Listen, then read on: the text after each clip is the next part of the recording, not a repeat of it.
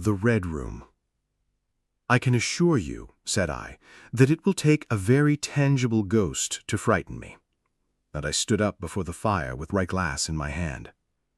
"It is your own choosing," said the man with the withered arm, and glanced at me askance. 28 years, said I have lived, and never a ghost have I seen as yet." The old woman sat staring hard into the fire, her pale eyes wide open. "Aye," she broke in, "and 28 years you have lived and never seen the likes of this house, I reckon. There's a many things to see when one's still but 28. She swayed her head slowly from side to side. "A many things to see and sorrow for."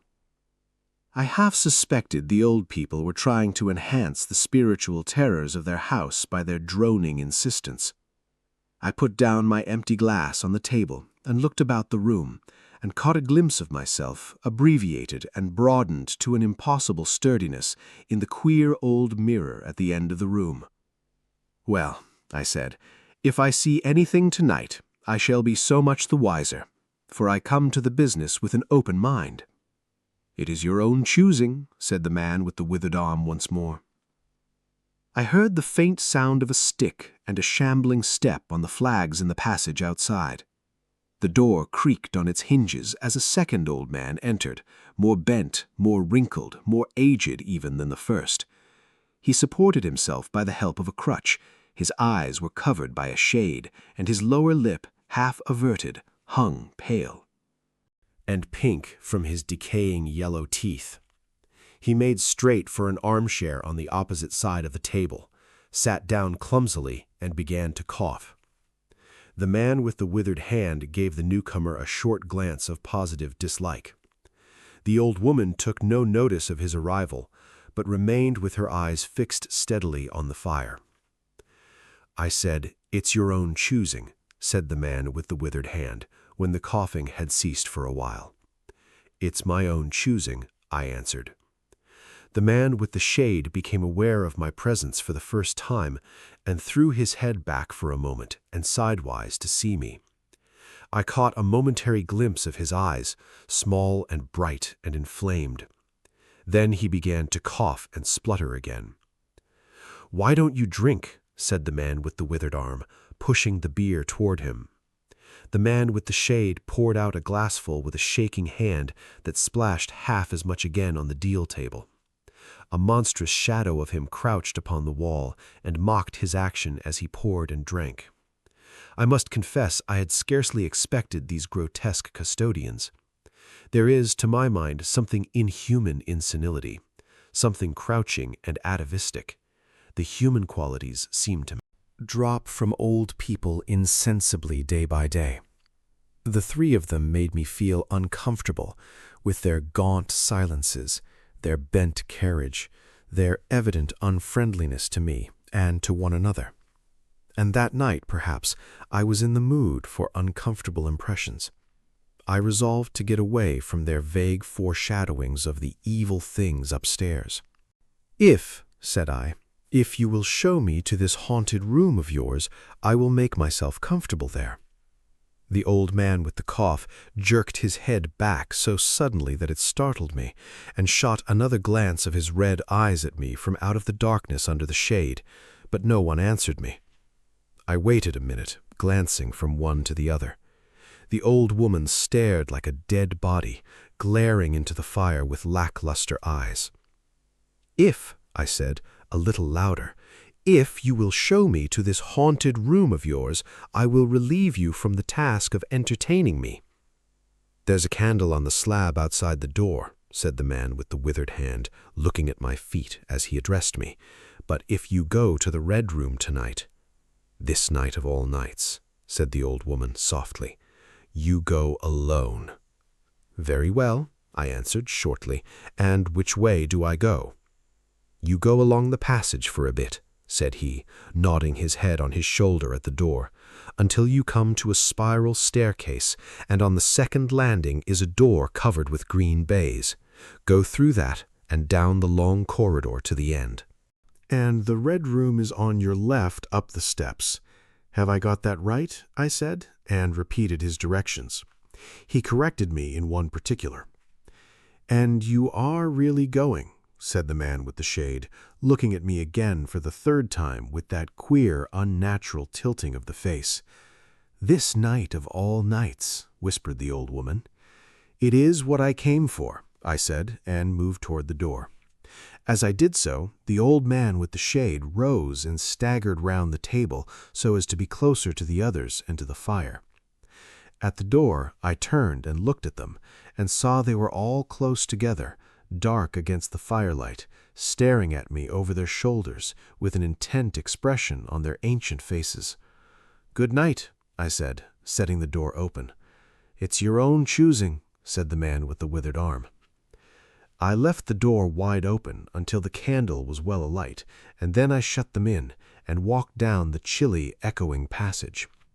I must confess that the oddness of these three old pensioners in whose charge her ladyship had left the castle, and the deep-toned, old-fashioned furniture of the housekeeper's room in which they foregathered, had affected me curiously, in spite of my effort to keep myself at a matter-of-fact phase. They seemed to belong to another age, an older age, an age when things spiritual were indeed to be feared, when common sense was uncommon, an age when omens and witches were credible. Ghosts beyond denying. Their very existence, thought I, is spectral. The cut of their clothing, fashions born in dead brains. The ornaments and conveniences in the room about them even are ghostly. The thoughts of vanished men, which still haunt rather than participate in the world of today. And the passage I was in, long and shadowy, with a film of moisture glistening on the wall, was as gaunt and cold as a thing that is dead and rigid. But, with an effort, I sent such thoughts to the right about. The long, draughty, subterranean passage was chilly and dusty, and my candle flared and made the shadows cower and quiver. The echoes rang up and down the spiral staircase, and a shadow came sweeping up after me, and another fled before me into the darkness overhead. I came to the wide landing and stopped there for a moment, listening to a rustling that I fancied I heard creeping behind me, and then pushed open the unwilling baize-covered door and stood in the silent corridor. The effect was scarcely what I expected, for the moonlight coming in by the great window on the grand staircase picked out everything in vivid black shadow or reticulated silvery illumination. Everything seemed in its proper position. The house might have been deserted on the yesterday instead of 12 months ago. There were candles in the sockets of the sconces, and whatever dust had gathered on the carpets or upon the polished flooring was distributed so evenly as to be invisible in my candlelight. A waiting stillness was over everything. I was about to advance and stopped abruptly. A bronze group stood on the landing, hidden from me by a corner of the wall, but its shadow fell with marvelous distinctness upon the white paneling and gave me the impression of someone crouching to waylay me. The thing jumped. Upon my attention, suddenly, I stood rigid for half a moment, perhaps. Then, with my hand in the pocket that held the revolver, I advanced, only to discover a Ganymede and eagle glistening in the moonlight. That incident for a time restored my nerve, and a dim porcelain Chinaman on a buhl table, whose head rocked as I passed, scarcely startled me. The door of the Red Room and the steps up to it were in a shadowy corner. I moved my candle from side to side in order to see clearly the nature of the recess in which I stood before opening the door. Here it was, thought I, that my predecessor was found, and the memory of that story gave me a sudden twinge of apprehension. I glanced over my shoulder at the black Ganymede in the moonlight, and opened the door of the Red Room rather hastily, with my face half turned to the pallid silence of the corridor. I entered, closed the door behind me at once, turned the key I found in the lock within, and stood with the candle held aloft surveying the scene of my vigil, the great Red Room of Lorraine Castle, in which the young Duke had died, or rather in which he had begun his dying, for he had opened the door and fallen headlong down the steps I had just ascended. That had been the end of his vigil, of his gallant attempt to conquer the ghostly tradition of the place, and never, I thought, had apoplexy better served the ends of superstition. There were other and older stories that clung to room, back to the half-incredible beginning of it all, the tale of a timid wife and the tragic end that came to her husband's jest of frightening her.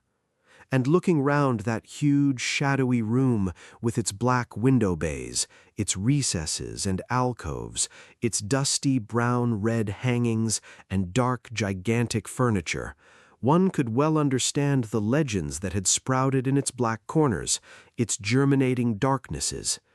My candle was a little tongue of light in the vastness of the chamber. Its rays failed to pierce to the opposite end of the room, and left an ocean of dull red mystery and suggestion, sentinel shadows and watching darknesses beyond its island of light. And the stillness of desolation brooded over it all. I must confess, some impalpable quality of that ancient room disturbed me. I tried to fight the feeling down. I resolved to make a systematic examination of the place, and so, by leaving nothing to the imagination, dispel the fanciful suggestions of the obscurity before they obtained a hold upon me.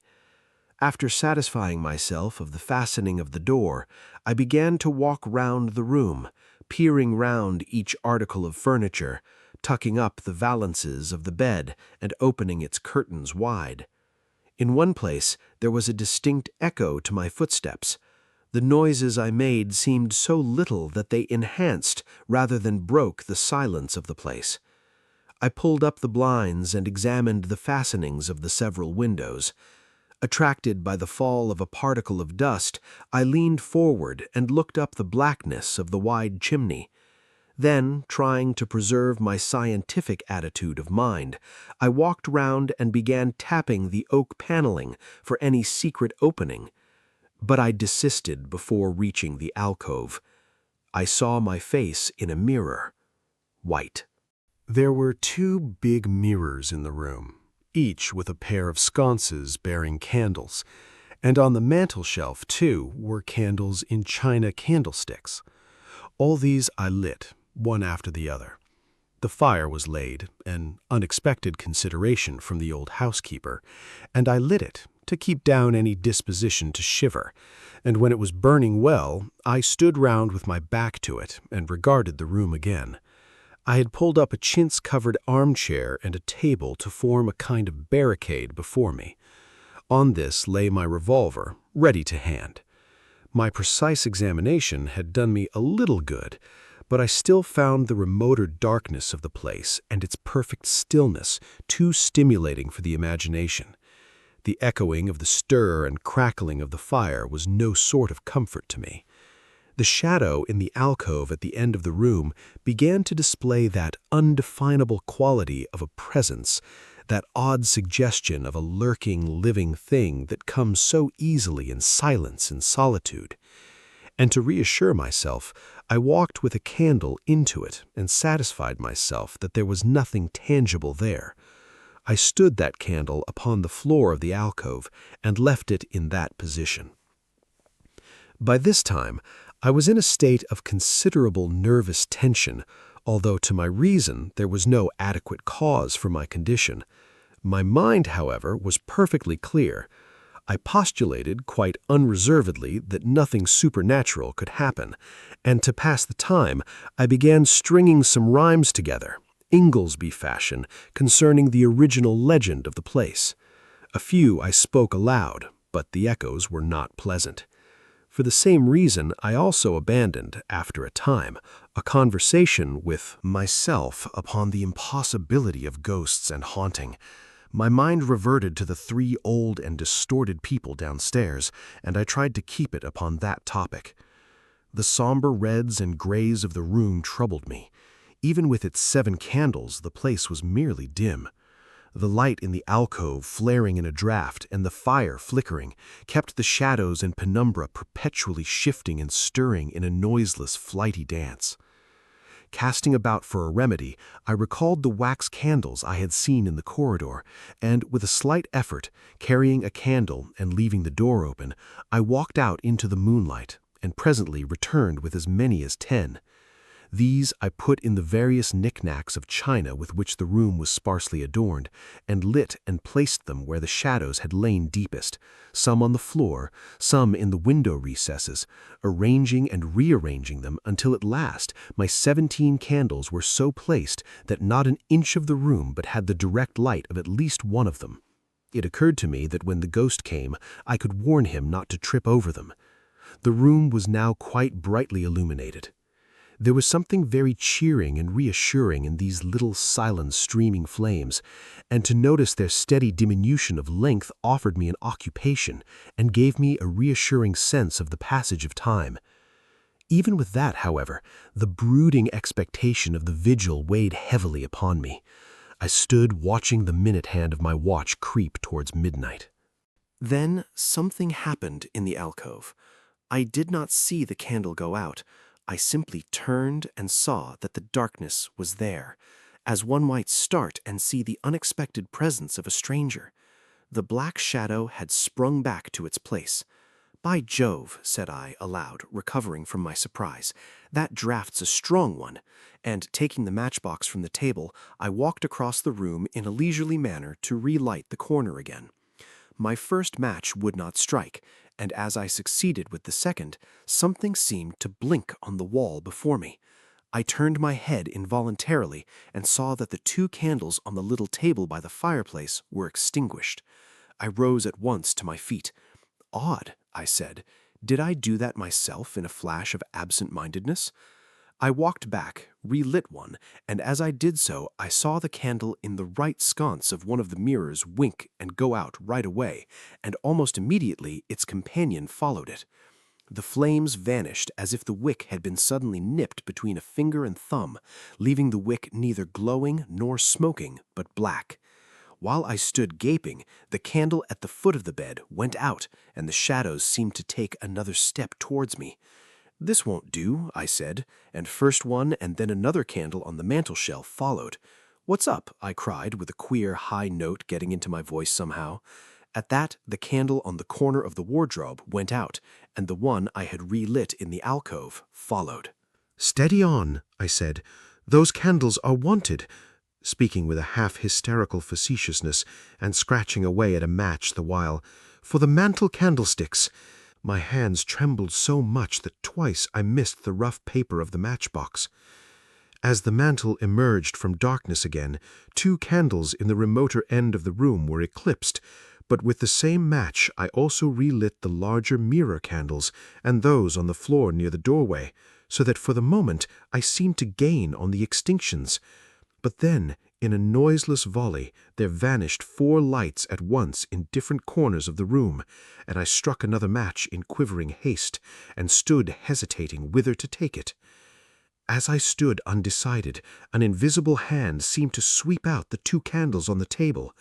With a cry of terror, I dashed at the alcove, then into the corner, and then into the window, relighting 3 as 2 more vanished by the fireplace. And then, perceiving a better way, I dropped matches on the iron-bound deed-box in the corner and caught up the bedroom candlestick. With this I avoided the delay of striking matches, but for all that, the steady process of extinction went on, and the shadows I feared and fought against returned and crept in on me. First a step gained on this side of me, then on that. I was now almost frantic with the horror of the coming darkness, and my self-possession deserted me. I leaped panting from candle to candle in a vain struggle against that relentless advance. I bruised myself in the thigh against the table. I sent a chair headlong. I stumbled and fell, and whisked the cloth from the table in my fall. My candle rolled away from me, and I snatched another as I rose. Abruptly, this was blown out as I swung it off the table by the wind of my sudden movement, and immediately the 2 remaining candles followed. But there was light still in the room, a red light that streamed across the ceiling and staved off the shadows from me. The fire! Of course I could still thrust my candle between the bars and relight it. I turned to where the flames were still dancing between the glowing coals and splashing red reflections upon the furniture, made 2 steps toward the grate, and incontinently the flames dwindled and vanished, the glow vanished, the reflections rushed together and disappeared, and as I thrust the candle between the bars, darkness closed upon me like the shutting of an eye, wrapped about me in a stifling embrace, sealed my vision, and crushed the last vestiges of self-possession from my brain. And it was not only palpable darkness, but intolerable terror. The candle fell from my hands. I flung out my arms in a vain effort to thrust that ponderous blackness away from me, and lifting up my voice, screamed with all my might, once, twice, thrice. Then I think I must have staggered to my feet. I know I thought suddenly of the moonlit corridor, and with my head bowed and my arms over my face, made a stumbling run for the door. But I had forgotten the exact position of the door, and I struck myself heavily against the corner of the bed. I staggered back, turned, and was either struck or struck myself against some other bulky furnishing. I have a vague memory of battering myself thus to and fro in the darkness, of a heavy blow at last upon my forehead, of a horrible sensation of falling that lasted an age, of my last frantic effort to keep my footing, and then I remember no more. I opened my eyes in daylight. My head was roughly bandaged, and the man with the withered hand was watching my face. I looked about me, trying to remember what had happened, and for a space I could not recollect. I rolled my eyes into the corner and saw the old woman, no longer abstracted, no longer terrible, pouring out some drops of medicine from a little blue phial into a glass. "Where am I?" I said. "I seem to remember you, and yet I cannot remember who you are." They told me then, and I heard of the haunted Red Room as one who hears a tale. "We found you at dawn," said he, "and there was blood on your forehead and lips." I wondered that I had ever disliked him. The 3 of them, in the daylight, seemed commonplace old folk enough. The man with the green shade had his head bent as one who sleeps. It was very slowly I recovered the memory of my experience. "You believe now," said the old man with the withered hand, "that the room is haunted." He spoke no longer as one who greets an intruder, but as one who condoles with a friend. "Yes," said I, "the room is haunted. And you have seen it, and we who have been here all our lives have never set eyes upon it, because we have never dared.